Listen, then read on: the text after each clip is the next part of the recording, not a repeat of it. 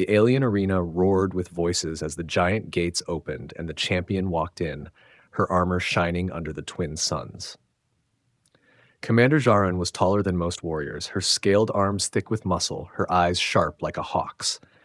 In her right hand, she carried the symbol of her power, a heavy ceremonial mace made from black obsidian steel, a weapon so dense that even trained males could barely hold it for a few seconds. She stopped in the middle of the arena, her long tail curling slowly, and scanned the crowd with a smirk. Then her eyes locked onto a single human standing among the servants near the outer wall. Without warning, she stepped forward, the sound of her boots shaking the sand beneath her, and pushed the mace into his chest. The human's hands caught it by reflex, his body jerking forward under its crushing weight. The crowd laughed, already imagining the moment it would fall to the ground. They expected the human to cry out, to drop it, and embarrass himself. Jarin's eyes narrowed, waiting for the thud of failure. His arms shook violently at first, but then his stance shifted. He spread his feet, tightened his grip, and let out a slow breath. The weapon stopped trembling. The human's eyes met hers, steady and unafraid. The laughter in the arena began to fade into whispers. Jarin tilted her head slightly, the faintest spark of surprise in her expression.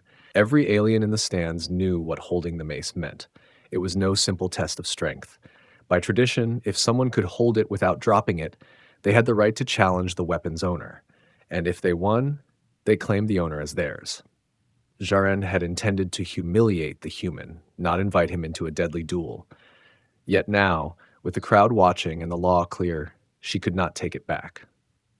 He shifted the mace to one hand for a brief second to adjust his grip. Gasps erupted. Even among her own people, no one dared try to hold the mace in one hand. Jarin felt heat rise in her chest, not from anger, but from something unfamiliar. She stepped closer, her shadow falling over him. "Do you even know what you've just done, human?" she said in a low voice. "I'm starting to guess," he replied, his tone calm.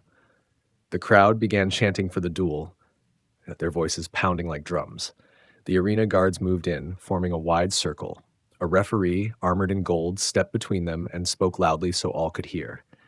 "The challenge has been made by strength of arm. By the law of the clans, the duel will take place under the suns. No retreat, no surrender. Victory is claimed by knockdown or yield." Jarin's lips curled in a half smile.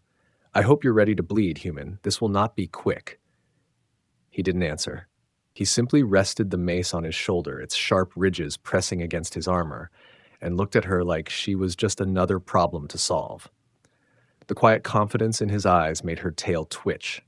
The crowd's chant grew louder. Warriors banged their weapons against their shields. Traders and nobles leaned forward, eager to see the human crushed. Servants whispered among themselves, some betting how many seconds he would last. The arena floor was cleared, the gates closed, and the golden referee raised his arm. The human rolled his shoulders and tightened his grip on the mace. He had never fought with such a weapon before. Its weight demanded a slower, more deliberate style, but he had something the others didn't: adaptability. He studied Jarin's stance, the way her muscles tensed before she moved. Jarin walked in slow circles, her eyes never leaving him. She had fought dozens of challengers, but none who looked so calm. She tried to picture the moment when his arms would finally give out, when the mace would sink into the sand and his knees would hit the ground. Yet something inside her whispered that this time it might not go as expected. The sun burned hotter above them, the air thick with tension. Every second the human kept the mace in his hands was a second. The crowd's disbelief grew. Some began to shout in his favor, their voices mixing with the traditional calls for Jarin's victory. The golden referee's arm dropped. The duel would begin in moments. The human tightened his grip, ready to swing. Jarin flexed her claws and prepared to strike. Both of them knew that when the first blow landed, there would be no going back. The crowd leaned forward as one, their voices roaring over the pounding of war drums. The heavy mace gleamed under the sunlight, and in that moment, it wasn't just a weapon. It was the key to a fate neither of them had planned for. Jarin moved first, her massive body lunging forward with the speed of a striking beast. The human barely had time to raise the mace, the heavy metal ringing as it blocked her first blow. The force rattled through his bones, but he kept his footing. She swung again, faster this time, each strike designed to overwhelm. The sound of metal on metal echoed in the arena, every clash drawing cheers and gasps from the crowd. The human could feel the weight pulling at his arms, his muscles screaming for relief, but he forced himself to match her rhythm. He noticed her attacks were powerful but predictable, each swing following a pattern. He began to step aside just before her strikes landed, letting the mace move in short arcs instead of wild swings. Zarin's eyes narrowed. "You're learning," she hissed between strikes. She pushed harder, using her tail for balance, trying to drive him back toward the wall. Sand crunched beneath their boots as the circle around them shrank. He ducked under a heavy swing, the weapon's edge whistling past his ear. Using the opening, he jabbed the mace forward, not as a killing blow, but to force her back. The crowd roared at the unexpected counterattack. A few alien warriors leaned forward, eyes shining with interest. This was no ordinary human. Zarin adjusted her stance, circling him. She was sweating now, her chest rising and falling with each breath. She had thought the fight would be over within a minute, but he had lasted far longer. More than that, he was pushing her to take him seriously. The human shifted his grip, letting the mace's weight pull downward, then swinging it up in a brutal arc. Zarin barely blocked in time, the shock of the blow sending a jolt up her arm. The crowd gasped again, some even chanting his name now. Her pride stung at the sound. She feinted to the left, then spun to the right, her tail sweeping low. The human jumped back, avoiding the sweep by inches. Sand sprayed into the air. She lunged again, claws outstretched, trying to grab his weapon. He twisted his body, the mace swinging behind him before smashing upward into her guard. The impact rattled her shoulders, forcing her to retreat 2 steps. Her lips curled into a slow smile.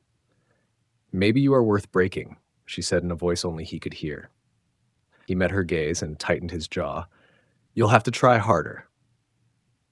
The fight pressed on. Each time she attacked, he learned more. Each time he defended, he found another small weakness. His endurance surprised even himself.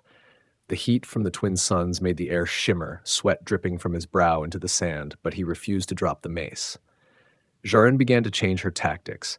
Instead of raw power, she started using speed, darting in with quick strikes meant to wear him down. The human countered by keeping his swings short, conserving strength. The sound of their weapons clashing filled the air like thunder. A sudden opening appeared. She stepped in too close, and he drove the mace's blunt end into her stomach. The impact forced a grunt from her lips, her tail whipping behind her for balance. The crowd erupted, half in shock, half in delight. Her eyes burned with renewed fire. She charged, delivering a storm of blows, each one harder than the last. The human braced against them, feet digging into the sand. The final strike knocked him back a few steps, but he kept his grip firm. The referee raised a hand, signaling a pause. Both fighters stepped back, chests heaving, eyes locked. Around them, the arena felt alive with noise, cheers, shouts, bets being called. Zarin's smirk returned, but it was different now, almost respectful. "You should have broken by now," she said, circling him slowly. "Maybe I'm not built like the others you've fought," he replied, shifting his stance again. She let out a low growl, her voice carrying across the arena. "Then I will find out what it takes." The pause ended, and the fight resumed with even more intensity. She came in low, swinging for his legs. He blocked with a downward smash, the impact kicking up a spray of sand. He spun the mace in his hands, surprising her with how smoothly he moved it now. The crowd was no longer laughing at the human. They were leaning forward, eyes locked on the fight, unsure who would win. For the first time in years, Zarin's dominance in the arena was being questioned. He took a deep breath, feeling the weight of the mace settle into his muscles. This was no longer about survival. This was about showing every alien watching that humans were not weak. And as he prepared for the next clash, he knew he wasn't letting go until the fight was done. Zarin's next strike came like a flash of lightning, her mace swinging in a brutal arc toward his head. The human ducked, feeling the rush of air as the weapon missed him by inches. He stepped inside her reach, shoving his shoulder into her chest to push her off balance. The move startled her, forcing her back a step, but her tail lashed out, hooking behind his leg. Before he could react, she swept him to the side, sending him stumbling toward the sand. He caught himself just in time, the heavy mace dragging slightly before he forced it upright again.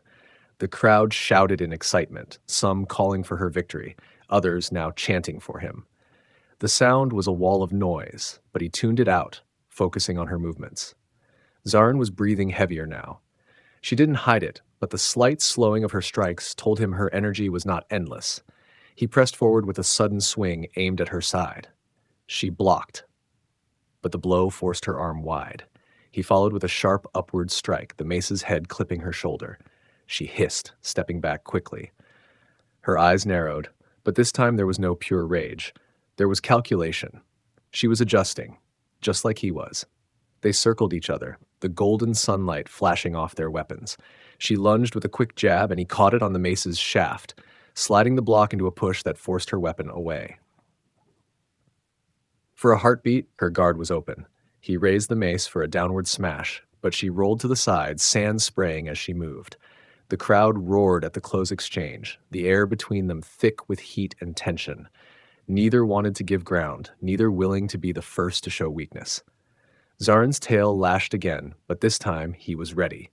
He sidestepped, letting the tail whip past, then swung low, forcing her to jump back. It was his turn to press forward now. His strikes came heavier, each one making her feet shift in the sand. She blocked, but the effort was showing. One strike slipped through, the mace's side slamming into her ribs. She staggered but didn't fall. Her smile returned, sharp and dangerous. "You hit harder than you look," she said through her teeth. "And you're not as unstoppable as you think," he answered. Her smirk widened. "We'll see." She came at him again, but this time her attacks were mixed. Heavy strikes followed by sudden feints, trying to confuse his timing. A few slipped past his guard, the flat of her weapon thudding against his armor, jarring his bones. He gritted his teeth, refusing to show pain. They broke apart again, circling. The referee's eyes flicked between them, ready to step in if one went down, but neither seemed close to yielding. Zarin suddenly shifted her weight and charged, aiming to end it with a single decisive blow. He braced for the impact, their weapons colliding with a deafening crack that made even the crowd fall silent for a moment. The force drove him back a step, but he pushed forward, their faces only inches apart now. "I will not lose," she growled. "Neither will I," he shot back. They shoved off each other, the tension between them snapping as they both leapt back into stance. The next exchange was the fastest yet. Blow after blow, block after block, sand spraying in all directions as they moved. A sudden roar from the crowd made them both glance toward the stands. A group of high-ranking elders had entered, watching with interest. Their presence meant the duel's outcome would carry even more weight. The human knew he couldn't drag this fight out much longer. His arms ached, his breaths came heavy, but his mind was sharp. He waited for the smallest opening, and when Zarin overextended with a downward strike, he stepped aside and swung his mace into her weapon's shaft. The hit was perfectly timed. The impact jarred it from her grip, sending it skidding across the sand. The crowd gasped, voices exploding in shock. Zarin stood unarmed, her chest heaving, eyes locked on him. For a moment, she simply stared. Then, instead of rushing to retrieve her weapon, she straightened her back and slowly raised her hands in acknowledgement. The human kept the mace raised, his own chest rising and falling with each breath. The arena was silent except for the wind. Zarin's lips curved into the smallest smile. "You've earned more than you realize," she said softly. The referee stepped forward, his voice echoing. "The challenger is victorious. By the law of the clans, the victor claims the bond." The crowd erupted into cheers and shocked cries, the tradition now in motion. The human had no idea what that bond truly meant, but he could see in Zarin's eyes that his life had just changed forever. The noise from the arena still echoed in his ears as Zarin led him through the stone corridors beneath the stands. Her steps were steady, her tail swaying behind her, but her silence was heavy.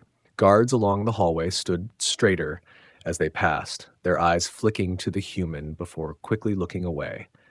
None of them dared speak. He carried the mace in one hand now, its weight no longer strange to him. Every clang of its metal head against the floor seemed to announce his victory again and again. But he could feel eyes on his back, watchful, judging, some even hostile. They reached a pair of massive bronze doors, carved with battle scenes. Two guards pulled them open, revealing a wide chamber filled with banners, weapons, and trophies from 100 victories. This was Jaren's private hall, and he could tell by the way the guards bowed that few ever entered uninvited. She turned to him, her expression unreadable. "Do you understand what you've done?"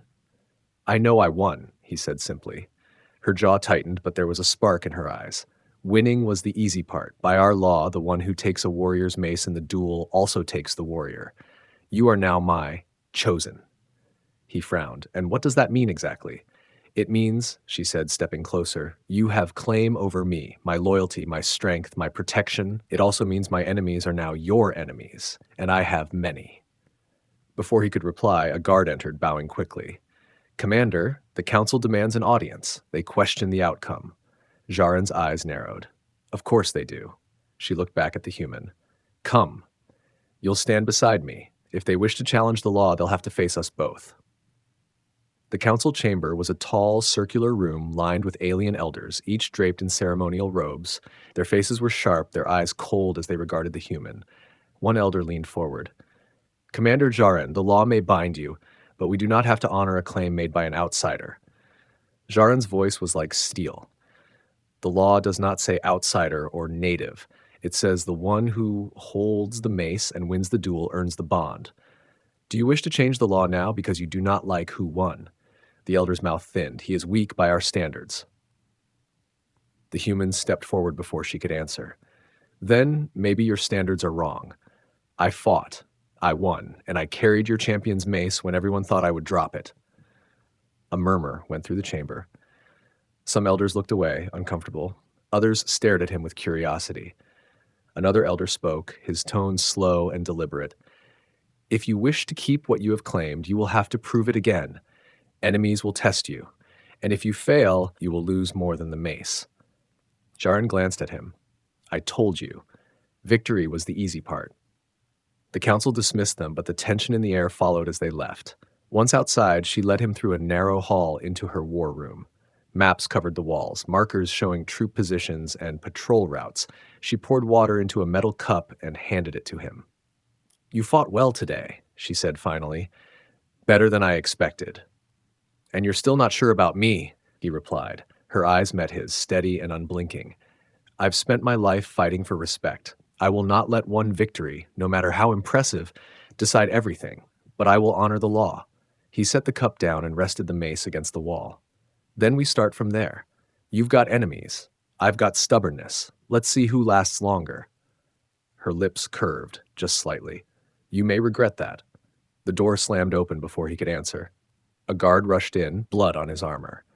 "Commander, assassins have breached the lower gate." Jaren was already moving, grabbing her blade from the table. She tossed him a smaller weapon. "Stay close. Anyone who tries to take you is after me too." They sprinted through the corridors, the sound of shouting and clashing steel growing louder. When they reached the lower gate, a group of masked figures was forcing their way in, cutting down guards as they came. Without hesitation, Jaren leapt into the fight, her strikes swift and lethal. The human moved in beside her, blocking a blow aimed at her back. His counterstrike sent the attacker sprawling. They moved together without speaking, each covering the other's blind spots. The fight was brutal, but when the last assassin fell, they stood side by side, breathing hard but alive. Jaren looked at him, her eyes sharper now. "Perhaps you will last longer than I thought." He wiped the blood from his weapon. "Told you, I'm not letting go of what I've earned." Her tail flicked once in something that might have been approval. "Then keep the mace close. You'll need it again soon." The night settled over the fortress, but the tension in the air did not fade. Guards patrolled in pairs, their eyes scanning every shadow. The human sat in Jaren's private hall, the heavy mace resting across his knees. He traced the patterns carved into its head, wondering how many battles it had seen before it ended up in his hands. Jaren entered, still in her battle armor, a faint smear of blood on her cheek. She closed the door behind her and crossed the room without a word, pouring herself a drink. She downed it in one motion before turning to him. "The assassins weren't just after me. They wanted you." "Because of the duel?" he asked. "Because of what the duel means," she replied.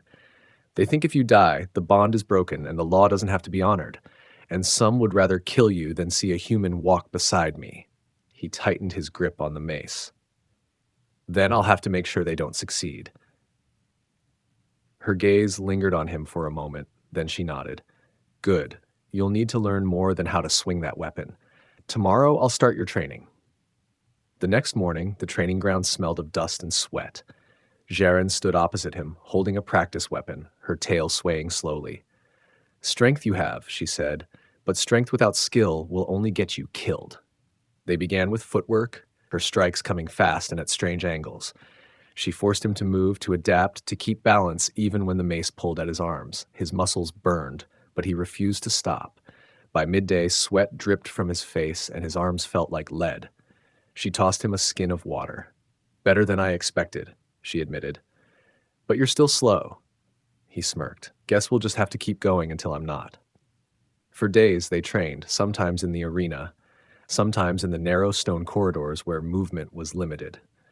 Jaren pushed him hard, her tone sharp, her corrections relentless. But she also began to share small pieces of her past, how she had risen from a soldier's daughter to commander, how every victory had been a fight against both enemies and her own people's doubt. One evening, while they sparred under the fading light, she stopped mid-swing and tilted her head. You don't fight like my people, she said. You fight to survive, not just to win. That's because where I come from, he answered. Winning doesn't matter if you're dead. The next day, word reached them that a rival clan had challenged their right to the bond. It was not a formal duel. They had sent a war band to the border, daring Zaren to meet them. In the council chamber, elders argued over what to do. Some said to ignore the provocation, others demanded immediate action. Jaren stood in the center, her voice cutting through the noise. If we ignore them, they will see weakness. If we meet them and win, they will think twice before testing us again. An elder sneered. And you will take the human into battle? Risk the embarrassment of him falling on his first campaign? The human stepped forward before Zaren could answer. If I fall, it won't be from lack of trying. But if you leave me behind, the message will be clear. You don't believe in your own laws. A heavy silence followed. Finally, the eldest among them spoke. Very well, let the challenge be met. Preparations began at once. Armor was fitted for him, lighter than Jaren's, but reinforced at the chest and shoulders. She inspected every strap, making sure nothing would fail in the field. Before they left, she handed him the mace. This is more than a weapon now. It's proof. Hold it high so they remember what you did. They rode out at dawn, the twin suns low in the sky. The rival clan waited on a rocky ridge, their warriors in dark armor, their leader holding a long spear tipped with bone. The air between the two groups was thick with hostility. The leader of the rival clan stepped forward, his voice carrying over the wind. We reject your claim. Surrender the human, and this ends without blood. Jaren's tail flicked once. If you want him, you'll have to come through me. And me, the human added, stepping up beside her. The first charge came fast. Steel rang against steel, the clash of weapons echoing off the rocks. The human stayed close to Jaren, using the mace's heavy swings to break through shields and knock enemies off balance. She moved like a storm, each strike deliberate, each step covering his flank. At one point, 3 warriors tried to circle behind him. He spun, the mace crashing into one's chest, sending him sprawling. Jaren cut down the second, while the third hesitated just long enough for the human to drive him back. By the time the fighting slowed, the ridge was littered with defeated enemies. The rival leader glared at them, his spear lowered. This isn't over, he growled before retreating with the survivors. As they stood among the fallen, Jaren looked at him, her breathing steady. You fought well, better than some of my own soldiers. He rested the mace on his shoulder. Guess that means I get to keep it a little longer. Her smile was brief but genuine. Keep it. You've earned it twice over now. The fortress gates closed behind them as they returned from the ridge, but the victory did not bring rest. The air inside the walls was thick with unease. Scouts had reported movement in the outer settlements, strange groups traveling at night, avoiding the main roads. Jaren wasted no time, ordering her captains to double the patrols. The human followed her into the war room, the heavy mace resting across his shoulder. She stood over a large map, her claw tracing a line along the river. They're testing our borders, she said. If they can't break us in open battle, they'll try to cut us apart in the dark. Then we go to them first, he replied. Her eyes flicked up at him. It's not that simple. These attacks will be small and fast. They'll strike where we are weakest, vanish before we can respond. We need to know their next move before they make it. I know how to track people who don't want to be found, he said, setting the mace down on the table. Back home, I hunted raiders through forests and mountains. Give me a few scouts and I'll find them. Jaren studied him for a moment, then nodded. You'll take 2 of my best. Move at dusk, stay unseen. If you find them, signal me, and we'll crush them before they know we're there. That night, under the dim light of the moons, he moved silently through the rocky hills with 2 alien scouts at his side. The land was dry and uneven, dotted with jagged stones that cut at the boots. Every now and then, one of the scouts would point to a faint track. Boot prints too fresh to be more than a few hours old. They followed the trail for miles until the smell of smoke reached them. From a ridge, they saw the glow of a campfire hidden in a narrow canyon. Around it, shadowy figures moved, speaking in low voices. The humans signaled for the scouts to stay low. He crept closer, the cold air biting at his face. From his position, he counted at least a dozen warriors, all armed, their armor marked with the rival clan's black crest. He spotted packs filled with supplies, enough for weeks of raids. One of the scouts leaned close. If they move tonight, they will strike the trade road. Your people will not see them coming. He nodded, slipping back to their hiding place. Go. Get Jaren. I'll watch them. The scouts disappeared into the darkness, leaving him alone. Hours passed as he stayed hidden among the rocks, his eyes never leaving the camp. The enemy laughed quietly, passing around skins of drink, their guards lazy.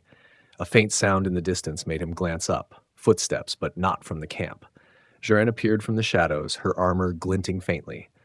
A small strike team was behind her, weapons ready. She crouched beside him, her voice low. You did well. Now we end this. The attack came swift and silent. Jaren's warriors moved like shadows, cutting down the sentries before they could shout. The human charged in with the mace, the heavy weapon smashing through the first enemy's shield. Chaos erupted as the rest of the camp realized too late what was happening.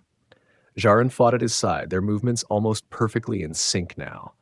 She would drive an enemy toward him, and he would finish the strike. He blocked a spear aimed at her back, swinging the mace in a wide arc that knocked 2 warriors to the ground. Within minutes, the fight was over. The survivors were bound, their supplies taken, and their weapons tossed into the canyon stream. Jaren stood over the captured leader, her tail lashing behind her. Tell your clan, she said coldly, that the human is not prey. He is the reason you are alive to carry my message. The leader's eyes flicked to the human, his expression unreadable, before he was dragged away. On the walk back, Jaren kept pace with him, her voice quieter now. You've proven yourself in the arena, in battle, and in the dark. There are warriors born among my people who have not done all 3. He looked at her, the weight of the mace steady in his hand. I didn't come here to prove anything, but I'm not leaving something half-finished. She gave a small, almost hidden smile. Then you will stay, because what we've started is far from over. By the time they returned to the fortress, the first light of dawn was touching the horizon. The gates opened for them without question, and the guards bowed as they passed. The human felt their eyes follow him, not with doubt this time, but with a grudging respect that had not been there before. In the war room, Jaren placed her blade on the table and looked at him for a long moment. The law says you are my chosen. But tonight, you showed me something more. You are my equal. He rested the mace against the wall, meeting her gaze. Then we'll face whatever comes next together. Her tail flicked once in quiet agreement. Together. The weeks that followed were strangely calm, but both of them knew it would not last. Trade caravans began moving again, patrols returned with fewer reports of trouble, and the rival clans stayed quiet. Yet in the stillness, whispers spread, stories of the human who had taken the commander's mace, fought beside her in battle, and lived. One evening, as the suns dipped low and painted the sky in red and gold, a messenger arrived at the fortress gates. His armor was marked with the crest of the High Council, and his voice was tense as he spoke. The council demands your presence in the capital, Both of you. Jaren read the sealed order, her jaw tightening. They've waited until now. This is not a summons for praise, it's a test. The human lifted the mace from its stand. Then let's see what kind of test. The journey to the capital took 3 days, through valleys carved by rivers and past towering cliffs. Everywhere they passed, people stopped to watch them. Some bowed to Jaren, others whispered when they saw the human. He kept his grip on the mace tight, feeling the weight not just in his arms, but in what it represented. The capital was a city of black stone and silver spires, its streets crowded with merchants, soldiers, and nobles. At its heart stood the Hall of Judgment, a vast circular building with high walls and an open center where trials and declarations were made. They entered together, the sound of their steps echoing on the polished stone. The council elders sat on a raised platform, their robes heavy with gold thread. The head elder leaned forward, his voice carrying through the chamber. Commander Jaren, human challenger, you stand here because your union under the law has caused unrest among the clans. Many believe it weakens our traditions. Jaren's tone was steady. The law is clear. He earned the bond. A younger elder spoke sharply. Strength in the arena is not the same as strength for leadership. We propose a final trial, one that will decide if he truly belongs by your side. The human met their eyes. What trial? The head elder gestured toward the open floor of the chamber. A section of the stone slid back, revealing a dark pit. The sound of metal chains rattling rose from below, followed by a deep, rumbling growl. You will face the Morvac, the elder said, a beast bred for war. If you defeat it together, the council will honor the bond. Fail, and the law releases you both from your claim. The pit gates opened, and the Morvac emerged. A hulking creature with armor-like scales, 6 clawed limbs, and eyes that glowed in the dim light. Its breath steamed in the air, and its low growl vibrated through the floor. Jaren drew her blade without hesitation. Stay to its side, never in front, she warned. The beast charged, the floor shaking under its weight. The human dove aside, swinging the mace into its hind leg. The impact made it stumble, but it turned with terrifying speed, its claws slashing toward him. Jaren intercepted the blow, her blade sparking against its scales. They moved in unison, striking and retreating, each blow aimed for the joints between its armor plates. The Morvac roared, swiping its tail in a wide arc. The human ducked under it, Sess feeling the rush of air as it passed inches above his head. The fight was brutal. The beast's strength was overwhelming, and each hit they landed seemed to enrage it more. At one point, it pinned Jaren against the wall, its jaws snapping inches from her face. The human charged, bringing the mace down on the back of its skull with a force that made the stone beneath his feet crack. The beast reeled, giving Jaren space to drive her blade deep into its side. The Morvac staggered, blood dark and thick against the stone. It turned one last time, lunging toward them both, but together they struck, her blade through its chest, his mace crushing its skull. The beast collapsed, the chamber falling silent except for their heavy breathing. The head elder rose, his voice carrying across the hall. The trial is complete. The bond stands. Jaren and the humans stood over the fallen beast, their weapons dripping with its blood. She glanced at him, her eyes holding a rare softness. You've faced the arena, the battlefield, the hunt, and now this. No one can doubt you again. He rested the mace against his shoulder. Let them try. We'll just prove them wrong all over again. The crowd that had gathered in the upper tiers began to chant, first softly, then louder, his name alongside hers, 2 voices bound by victory. When they left the hall, the sun was setting behind the silver spires, casting long shadows across the city. The road ahead would not be free of danger, but as they walked side by side, the human knew one thing for certain. Whatever trials came next, they would face them together, and neither would let go of what they had fought so hard to claim.